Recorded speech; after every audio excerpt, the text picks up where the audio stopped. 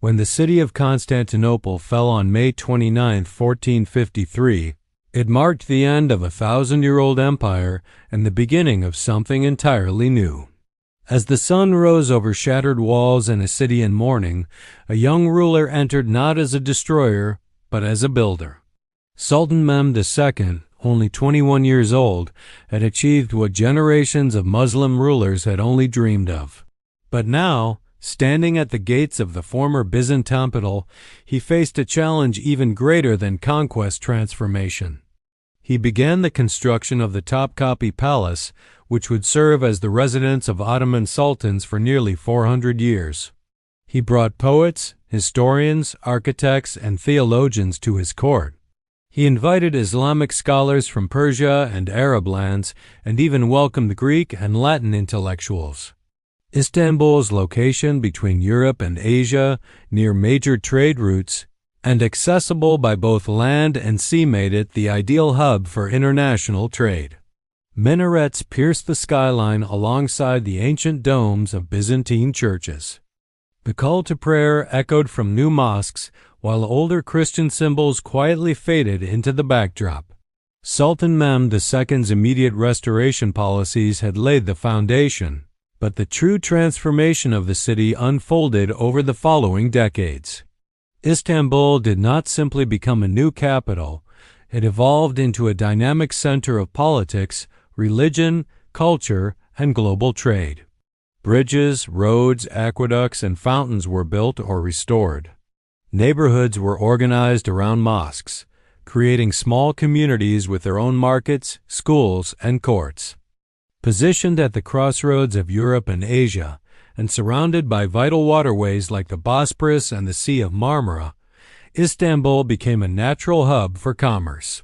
He supported the translation of scientific and philosophical works from Arabic, Persian, Greek, and Latin. Ambassadors from Venice, France, England, and the Habsburg Empire were stationed in the city. Ottoman foreign policy was shaped not only through warfare, but also through negotiation, cultural exchange, and strategic alliances. Suleiman the Magnificent, who ruled in the 16th century, brought the city to even greater heights, commissioning the architect Mimar Sinan to build masterpieces like the Süleymani Mosque. The architectural harmony, balance, and grandeur of Istanbul left visitors awestruck. Writers and travelers from across Europe documented the city's beauty, complexity, and energy. Istanbul was no longer defined by its past as Constantinople. It had become a city with its own identity, legacy, and soul. The Topkapi Palace, seat of the Sultan's administration, became a symbol of Ottoman strength and sophistication. It stood as proof that from the ashes of one civilization, a greater one could rise not by erasing the past, but by building upon it. The walls of Constantinople had once stood as a symbol of Christian strength and imperial glory. Now those same stones upheld the aspirations of a new world order, an Islamic empire that would last for over 600 years. With its elegant courtyards, intricate design, and strict court rituals, it projected an image of order, control, and imperial power to both citizens and foreign visitors. Its skyline reflects both domes and towers, churches and mosques, east and west. The transformation of Constantinople into Istanbul was not just a shift of power, it was a rebirth. It was a triumph of vision, tolerance, culture, and statecraft.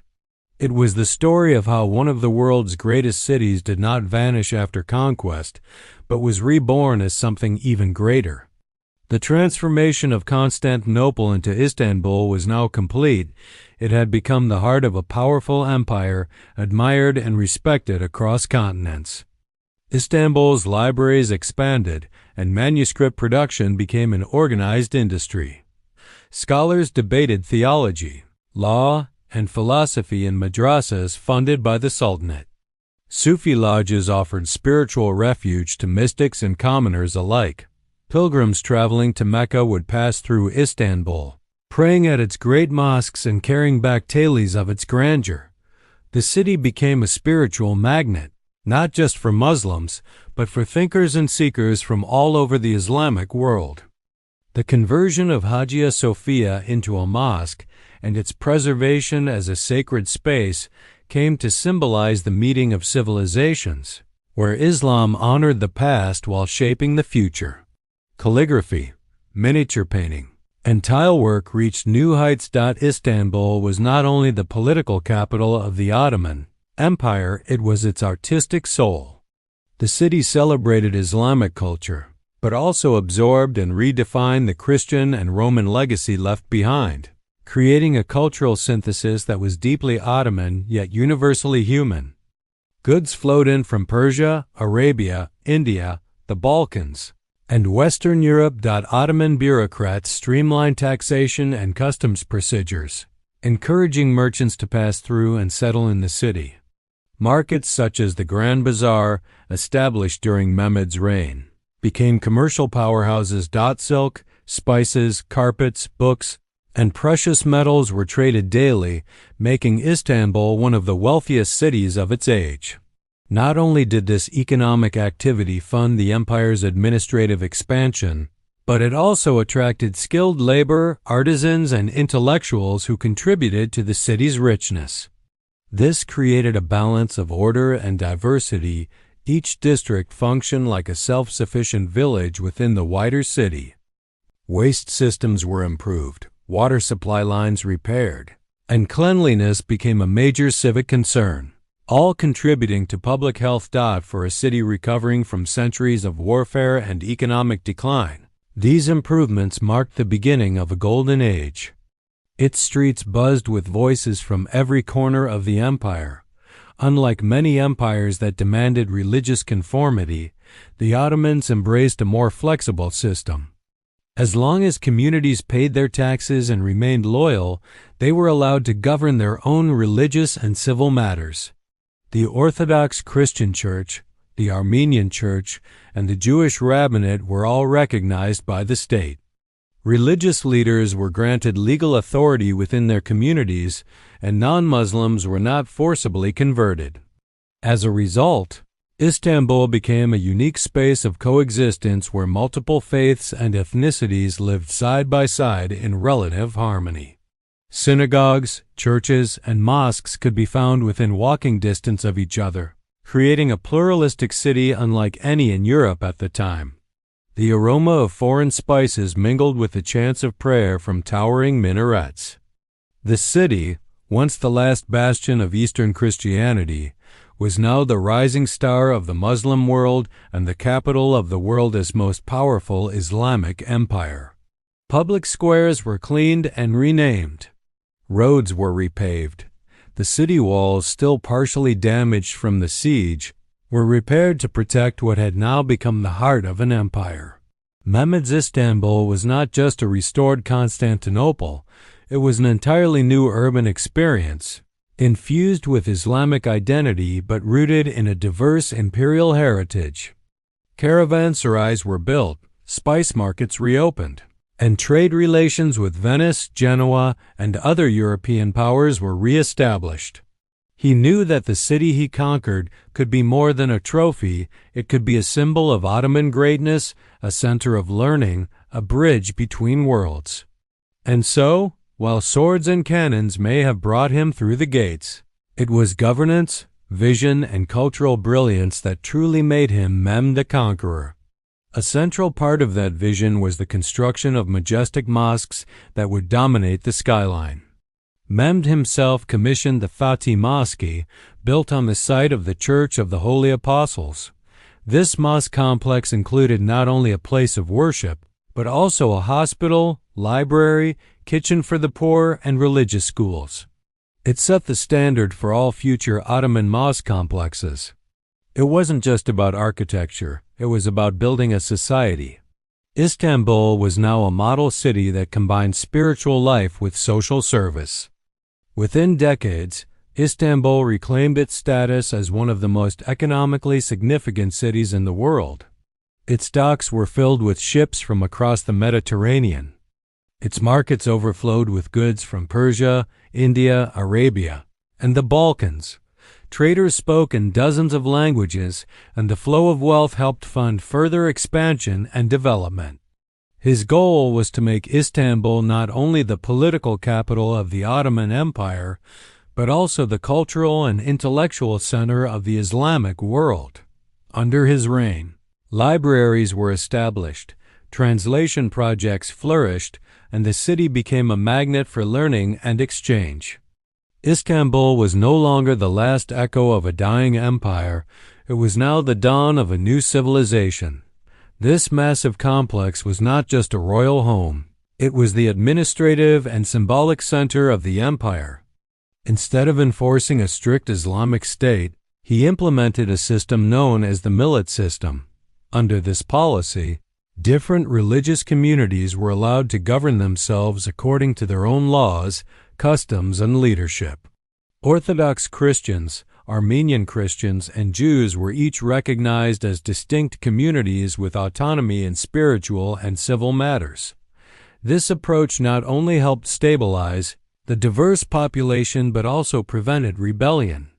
It turned Istanbul into a rare example of a multi-religious city where coexistence was not just tolerated. It was Systemid. From here, Mehmed would govern not just a city, but an expanding empire that would soon stretch across 3 continents. The once great city was in ruins.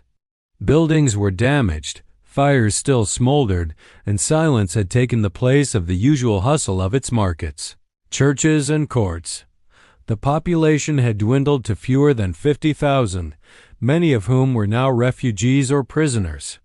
But Mehmed had a vision. He would not only rebuild Constantinople, he would reimagine it. He would turn it into the heart of the Ottoman Empire and rename it Istanbul. Mehmed's first steps were symbolic but powerful. One of his earliest decisions was to enter the great Hagia Sophia, the architectural and spiritual centerpiece of Christian Constantinople. But rather than destroy it, he converted it into a mosque. He ordered the Christian mosaics to be covered but preserve the structure. This act sent a clear message to the world. The city would no longer be the capital of Byzantium, but it would not be erased either. Istanbul would be a city where civilizations overlapped, where old met new, and where Islam would now flourish as the dominant force. This decision shaped the cultural DNA of the new capital for centuries to come. But symbolism alone was not enough. Mehmed immediately set to work on practical matters. The city had been depopulated and economically drained after decades of decline and the recent siege. To breathe life back into it, he implemented a policy of forced repopulation. He invited, encouraged, and in some cases, ordered people from across the Ottoman Empire to settle in Istanbul. This included Muslims, Jews, and Christians. Artisans, merchants, scholars, and administrators were all granted incentives such as land, protection, and tax exemptions. Entire communities from Anatolia, the Balkans, and beyond were relocated to restore the city's vibrancy. Within a few years, the population grew dramatically, and Istanbul began to beat with the pulse of a renewed metropolis.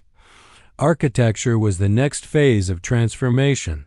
Mehmed commissioned mosques, markets, schools, public baths, and hospitals. The old Byzantine infrastructure was repaired and reimagined. Culturally, the transformation was just as dramatic. Mehmed was not only a conqueror, but also a patron of the arts and scholarship. One of Mehmed's most strategic moves was how he dealt with religion. Commerce, too, began to flourish again. The visual identity of the city also began to change. As Istanbul evolved, it also began to reflect the character of its ruler.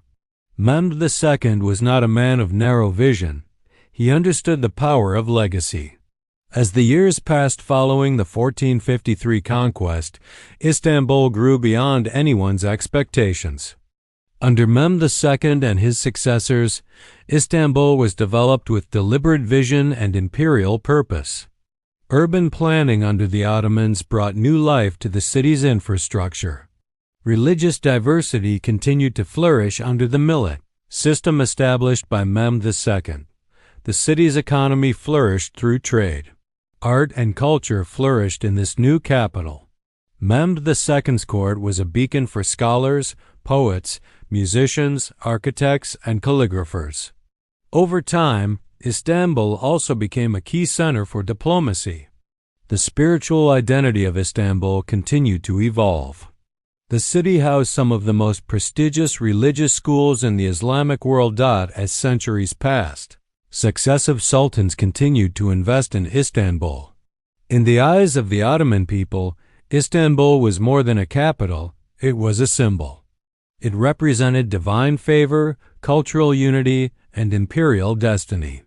Today, Istanbul remains a bridge between worlds. Its streets carry the footsteps of emperors and sultans.